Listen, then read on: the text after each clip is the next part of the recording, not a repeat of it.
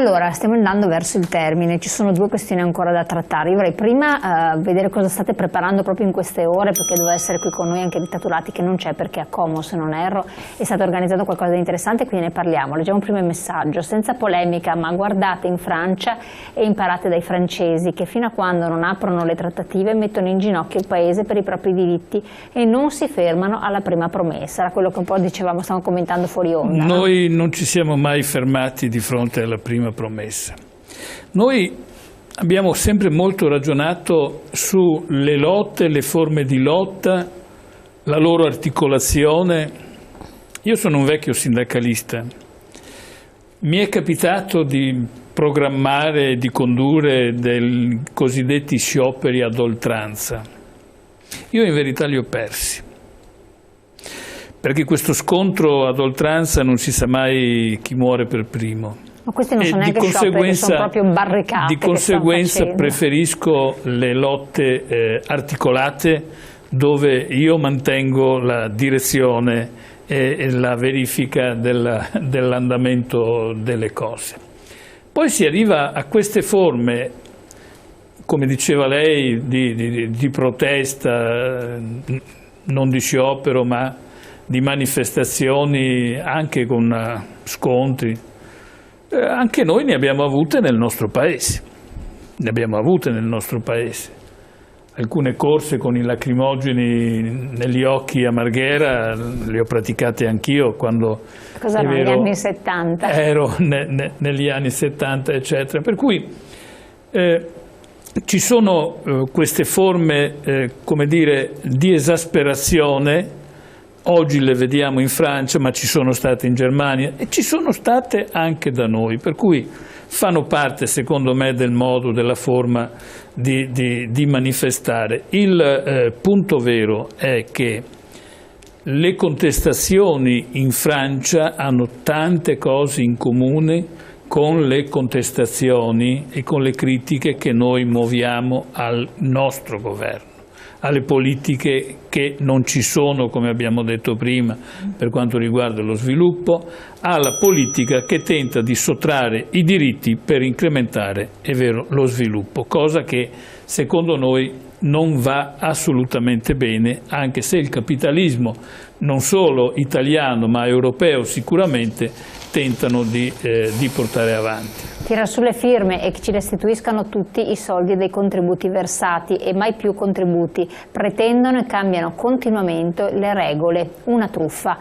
Ecco, questa è una visione pessimistica che ci vede assolutamente contrari. Insomma. Con la Fornero però c'è stato un grosso cambiamento delle regole e delle carte in tavola, tantissimi. Sì, certo, è stata fatta una riforma pensionistica. Cominci a lavorare con un sistema, poi ti trovi che ti cambiano con un altro, cioè non hai mai una certezza. Sì, no, nel senso che ci siamo trovati con una riforma fatta unilateralmente dal governo, senza coinvolgimento delle parti sociali, mentre invece un tema così importante, così forte, c'è bisogno di chi rappresenta i lavoratori e le lavoratrici in questo paese. Pensiamo soltanto alla grande riforma Dini che ci è stata fatta nel 95 e quella è stata fatta con veramente anni anche di incontri, di lavoro insieme per cambiare, proprio perché bisognava mettere in sicurezza le casse previdenziali.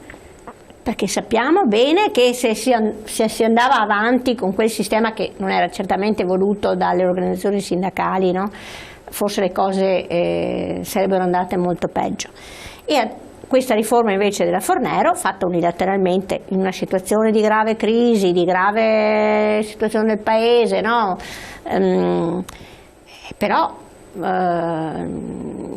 quando è stata fatta non è stata prevista tutte le conseguenze di quella riforma. Pensiamo soltanto agli esodati, siamo arrivati a quanti? A decimo, non so, all'ottava, nona manovra per gli esodati, che sono quelli che magari avevano fatto accordi con le aziende per una uscita anticipata dal lavoro, perché le aziende erano in crisi, perché avevano situazioni e poi questi si sono ritrovati in mezzo senza più lavoro e senza più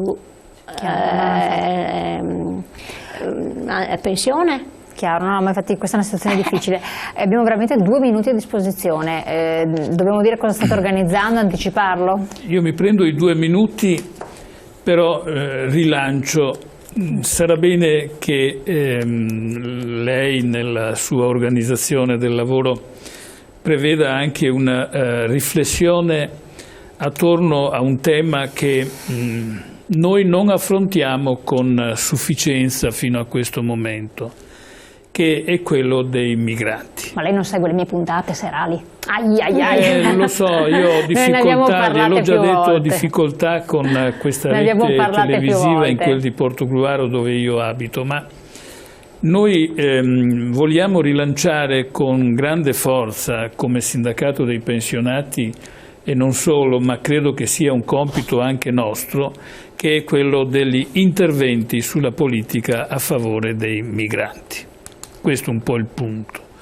E di conseguenza noi Ma la politica italiana mi sembra stia facendo più di così. Il governo italiano ha avuto delle battute che noi abbiamo anche condiviso, però noi siamo convinti, per esempio, che attorno a questa partita della migrazione, è vero, delle guerre che sono in corso, delle ragioni del perché si stanno verificando, dei muri che si stanno alzando nella nostra vecchia Europa, dei fili spinati che io continuo a vedere in giro quando vado e mi spingo magari fino in Bosnia, o l'altro giorno che sono arrivato in Ungheria, i fili spinati li ho visti alle frontiere, è vero. Noi siamo per riposizionare la nostra politica in riferimento a questo grande tema che è quello dell'immigrazione, e che non è destinato ad essere un tema a breve. Si stanno riposizionando tutte le nazioni a livello, è vero, mondiale, io oserei dire, non è solo una questione europea o dei paesi a noi appena di là del Mediterraneo. Questa è la ragione per la quale stiamo riflettendo se non sia il caso di produrre una nostra iniziativa come sindacato dei pensionati verso i primi giorni di luglio.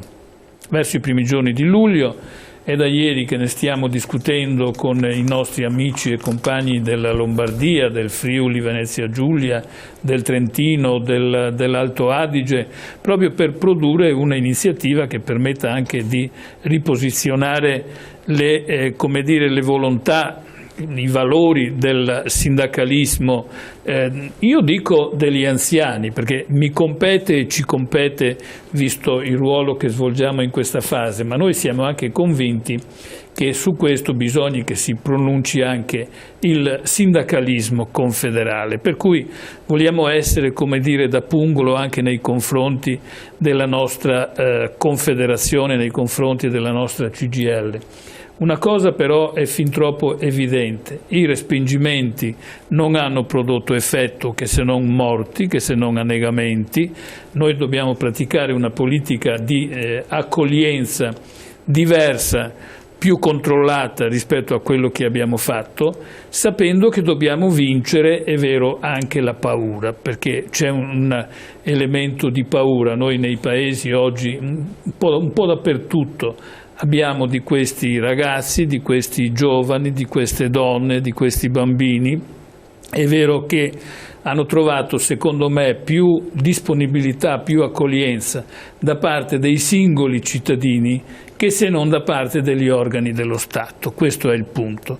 Anche l'amministrazione da parte degli organi dello Stato è stata fin troppo burocratica,